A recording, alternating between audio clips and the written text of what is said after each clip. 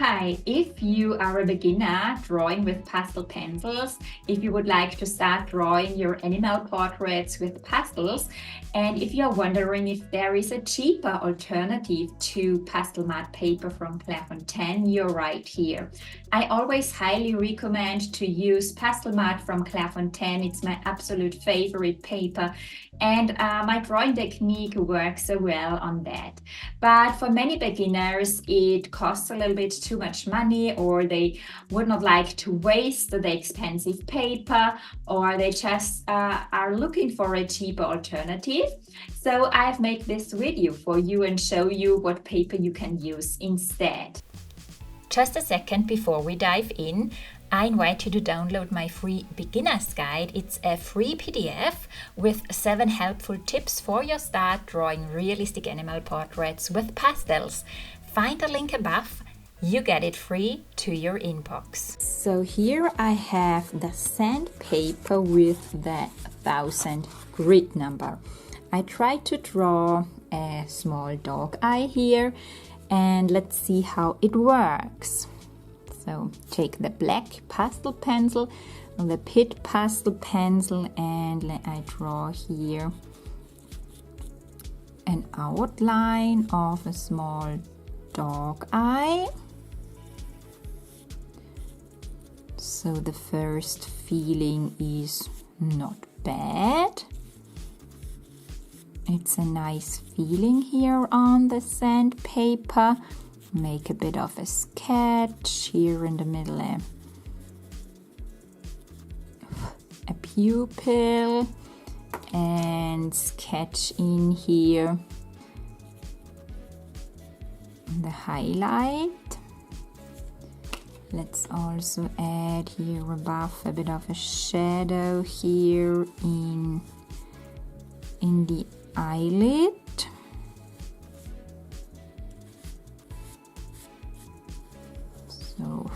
So it's a bit of a higher color aberration, I have the feeling, than on Pastelmat, but the pigment sticks well here on the sandpaper. Let's then plot in a little bit of a lighter orange brown color. I use here burnt ochre,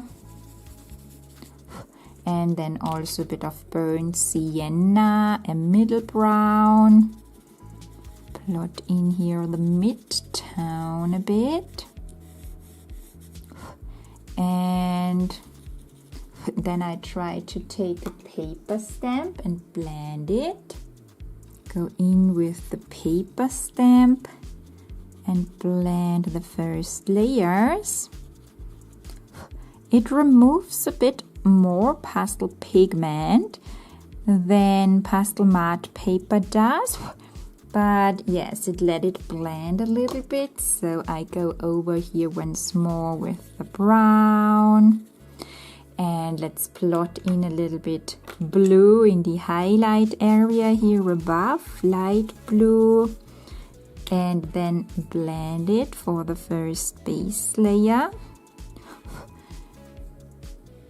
Then I also darken down the edges a bit with a walnut brown, a bit more of a darker brown, and add some highlights with white, some little dots here above in the highlight area. Then go in with the brown, black again in a bit, and add some more darks. Also some darker areas in the highlight here.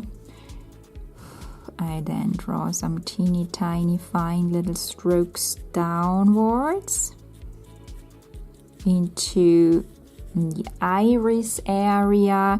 Let's also add a bit of black here below. Blend the black a little bit into the eye area with the paper stamp. Blend it also here a bit.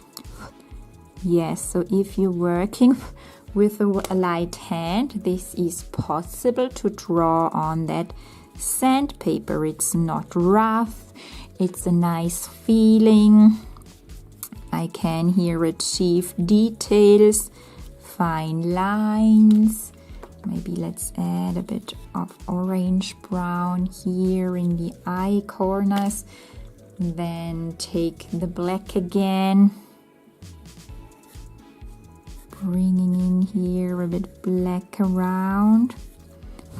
I have a bit of the feeling that the colors smear easier, so that the pastel pigment does not stick so well to the paper, but I can add details.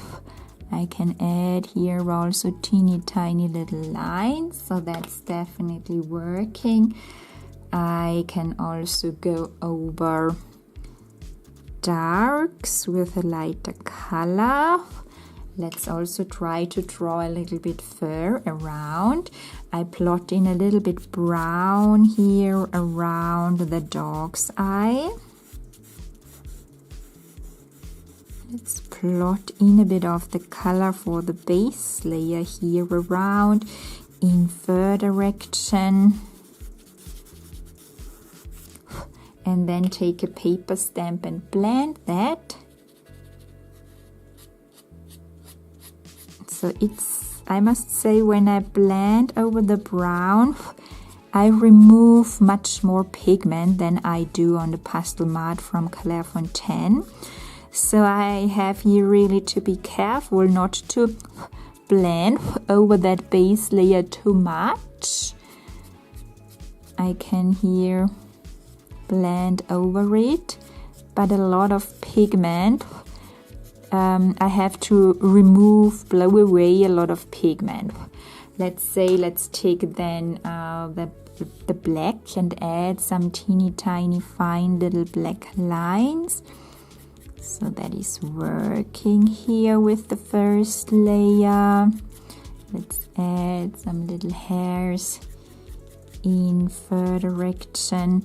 Let's take the white a bit and brighten up the part below the eye and add a bit of a highlight.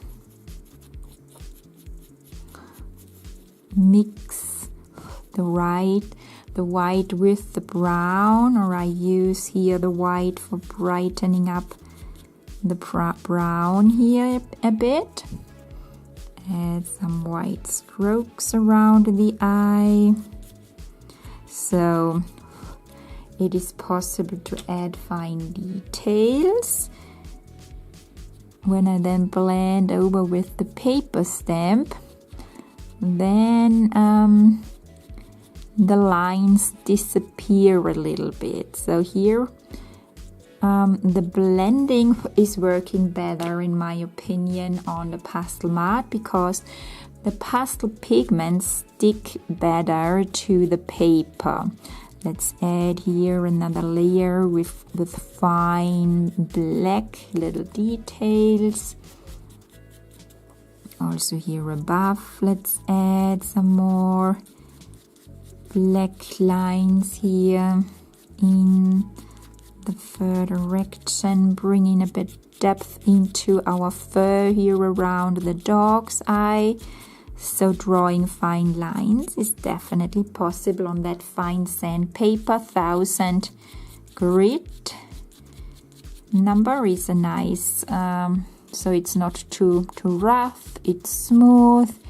It is working here really well. Let's go over also a bit with another brown here with the ochre brown. Let's add some more different layers. So with burnt ochre, bring in some other browns into the fur and a little bit brown.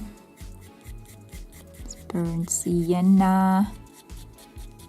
So yes, maybe then also go over with the white once more and add some brilliant highlight hairs. So you definitely can add some layers.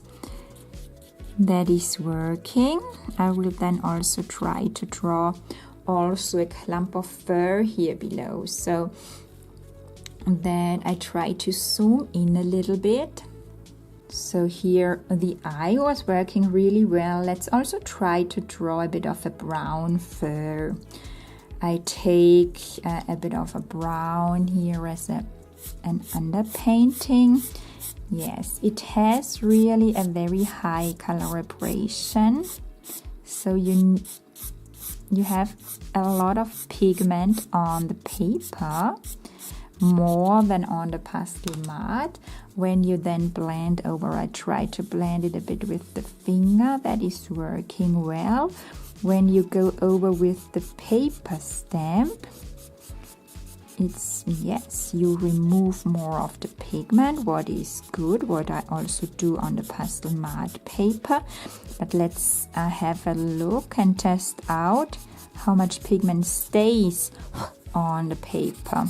Because when you blend over here and remove a lot of pigment, that's what I'm doing on the Pastelmat, there should be a nice base layer on the paper, but yes, it is. Let's then go in with black and add black hairs. So black shadows in the fur. Let's have a look how that is working. The first layer is working really well. So I have a good feeling. When I'm drawing the fine lines, I can achieve very fine thin lines. And if I would like also thicker lines, so applying different amounts of pressure here is working. I let them a bit cross, let them go together to clumps a bit here below.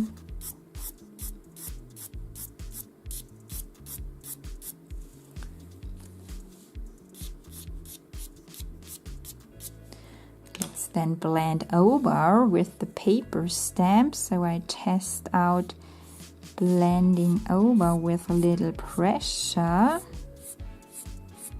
Then I have the feeling it starts to smear a bit. The blending process is definitely working better on the Pastelmat paper. Here I see the difference. But when you blend over with very little pressure, blow away a bit of the pigment, you have a nice underpainting here and can continue to work on it. Let's go over again with the middle brown here a bit with little pressure and add some more brown strokes. Here a bit in fur direction. Then also maybe some lighter brown, so a bit of ochre brown. Let's test if light over dark is working. I let the hairs cross, let them overlap. Also experiment a little bit with different amount of pressure. So press a little bit more for some thicker lines and very teeny tiny hairs, thin hairs with very little pressure. So the thin lines are working here. Let them here overlap, cross. Let's then also go in again with the black. That I add a bit more depth here between darker shadow parts once more.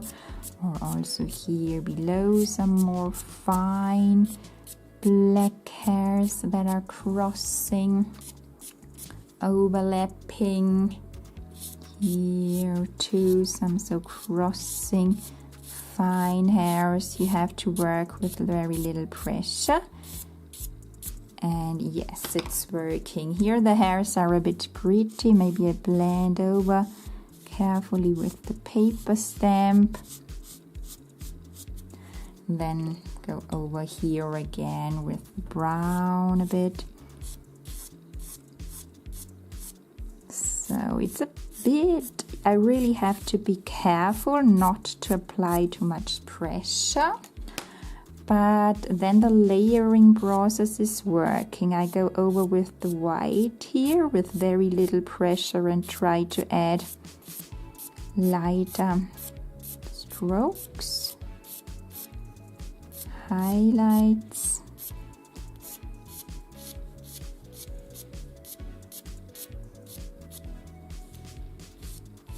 Let them overlap and cross here. So I would say it's definitely an alternative for the Pastelmat for practicing and for the start. So you can achieve nice realistic results, but the better feeling that I don't smear the lines I have on the Pastelmat paper. I try out my knife technique a little bit, scratching away a bit of pigment and adding in fine little strokes to refine the fur rendering. Yes, it's also working a little bit. What I also sometimes do is to color the fur a little bit with another color, to swipe over lighter areas with a lighter pencil and add a layer of color that is very transparent. Here the paper shows me that the possibility of doing that and the possibility of layers then ends. For sure it is not the high quality artistic paper, it's just sandpaper, but yes, you can draw here nicely on it and create a nice fur structure. So that's definitely possible. To use it for the start and to save a bit money, I would say let's try to blend a little bit the color into the background and create a bit of a blurry transition or so. That's also possible. Okay, let's I will once more try to test how the paper reacts when we apply really more pigment with more pressure. So I try to plot in a little bit more black at the beginning. Here I use more pressure and apply more black.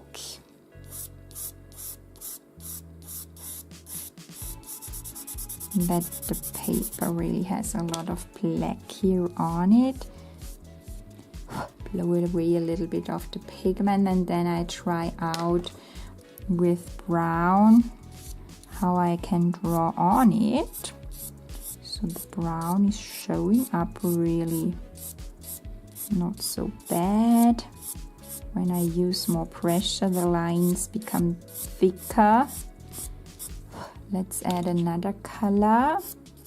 But then the lines start to smear. So when you work with more pressure here now, I have a muddy feeling.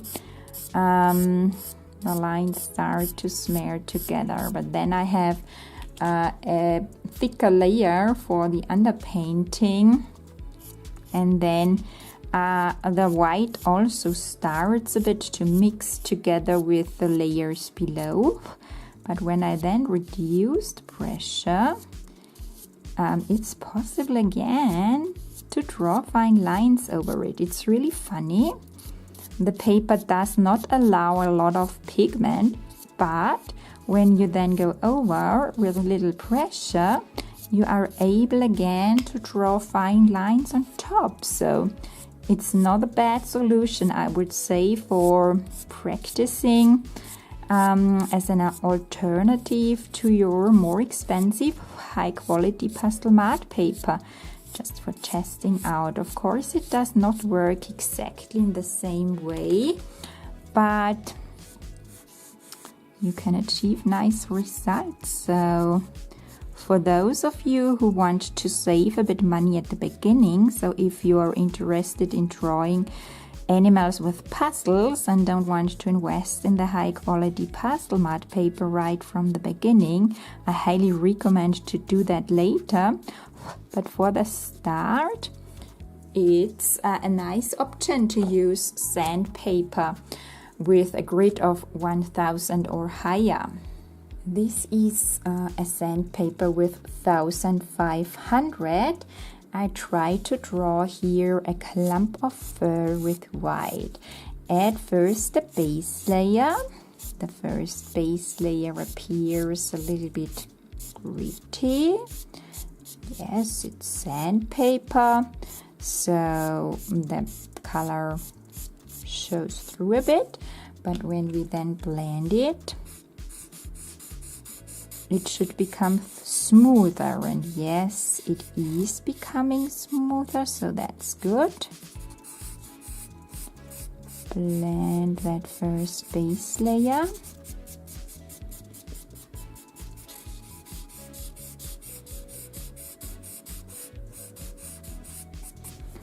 I also tried out to blend over it with the finger, what I do sometimes when the fingers are clean. That is also working. Then let's go in a bit with a brown and add some darker marks, some darker shadow parts in the fur. Let the lines cross. So far the feeling is good. It's a bit scratchy, not muddy, not smearing. I like it when you hear the sound a bit, the sound, and not these smeary feeling. Blend over it. The layers stay. Blend a bit over it with the paper stamp. Then I have to be very carefully that the lines are not disappearing. So you have to work with a light hand here too. Let's also go in with a lighter orange ochre, burnt ochre, and add a bit of color over that part of the fur here. Color it a little bit orangey. That is also working, so I see the layers below shining through. Then I go in again with the brown and add here and there some more darker parts in the fur. Shadow areas. I test also out to press a bit more here and there, and then go over again with a little less pressure. Then take the paper stamp and blend a bit over it to make the lines straighter. Then I take white. And let's go over here with the white. White is also showing up. Let the white lines cross. Use very little pressure for very fine little lines. Rotate the pencil a bit. So it's possible to achieve fine little thin lines. That's good. That here the hairs go together to little clumps and so on. Experiment a bit with more pressure. Yes, they are showing up. So it's possible to draw in different layers here on the sandpaper. When I go over here with the finger a bit, it's a bit of a rougher feeling than on the Pastelmat. I would like to remove here a bit of the grit. Yes, that's also working on that paper here. Okay, let it fade a little bit into the background. It's working, so it allows some layers. Also the 1500 pastel, not pastel paper, sandpaper, to use it for pastels. So yes, either 1000 or 1500 would be a great option to draw your portraits at the beginning.